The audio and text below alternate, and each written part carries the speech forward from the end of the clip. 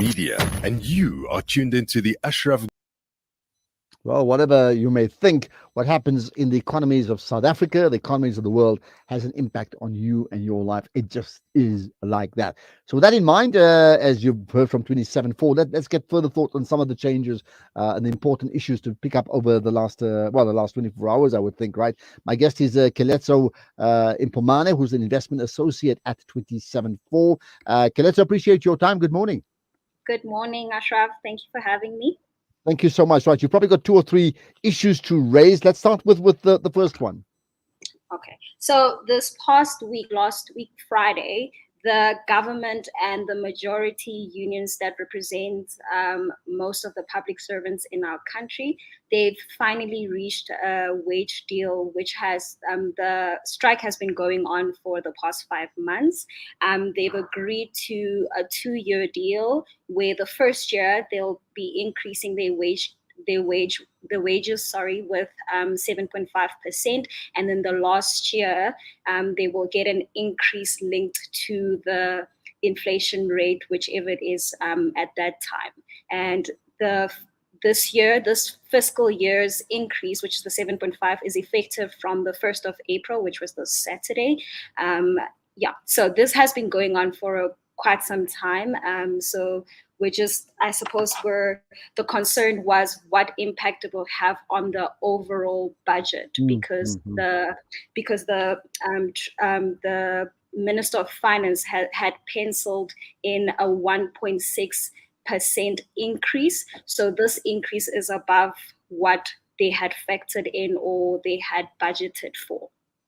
Okay, and I mean your thoughts, without going to the merits, because that's really not for you to decide on, right? Ultimately, the fact that they've made a deal and stuck with the 7.5, considering that when there's protests and strikes, there's also a lack of productivity, right?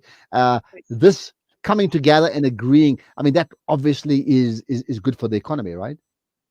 Correct. So the Treasury rather was in a very I guess caught up between a rock. It was in a difficult position because in one hand they have to please the employees, the government employees, by meeting their demands, because that is linked to service delivery. If they're staying away from if they're staying away from working, that means service delivery is not met. But on the other hand, this particular government spending towards employee wages is the largest driving factor of the budget where it is. We're currently at a deficit, so it is pivotal for the government to contain that wage bill. So they were in a very tight spot, and on Friday again, the Treasury came out with some of the trade-offs, and they said they're not gonna raise, or they're not gonna acquire debt to cover these increases. Rather, there'll be job sharing. There will also be some of the programs that are funded by the government budget. It will have to be cut down on. So those are the trade-offs that will need to be. And that's why I do not wish to manage the national treasury budget. I think it is an incredibly difficult thing to do. Absolutely. Let's talk about, you've got some thoughts on ratings, right? That again impacts South Africa.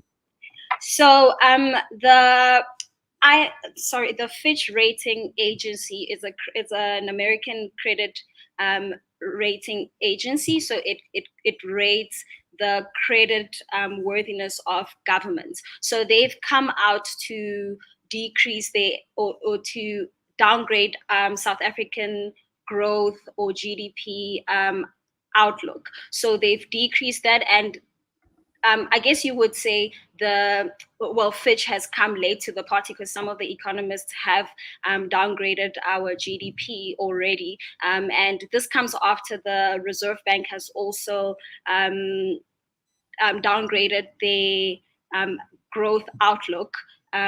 So this is just showing, and they were saying that the fact that the decrease is on the back of the load shedding that we're experiencing in the country. So that discourages foreign investments in the country, and that's why they just decreased our growth outlook for this year and next year.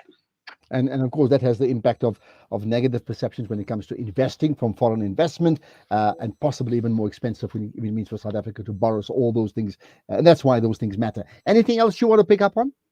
No, there's nothing else that I wanted to touch on, but to just highlight that Fitch had decided to they've maintained their credit rating, which is the credit rating for South Africa, which is the stable outlook.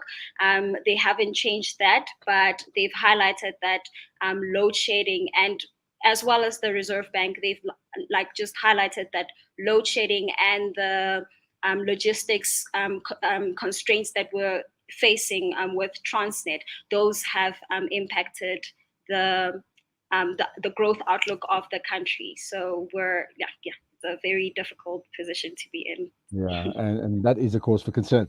Okay, let's leave it at that. We'll chat tomorrow, and hopefully some good news whenever that arrives. We'd like to talk about that too. Keletso, appreciate your time. Thank you. Thank you. Right, there we are. Keletso Mphomane, who's an investment associate at 274. Go and check them out. 274, number 27, and then letters for the 4. Work that on pretty simply. We're going to talk about, we're going to talk to Pepe Maria coming up later on in the champion spotting feature. You're going to enjoy that. It's really inspiring. But let's talk about the mosque in Kenwan, because that's disturbing, coming up next.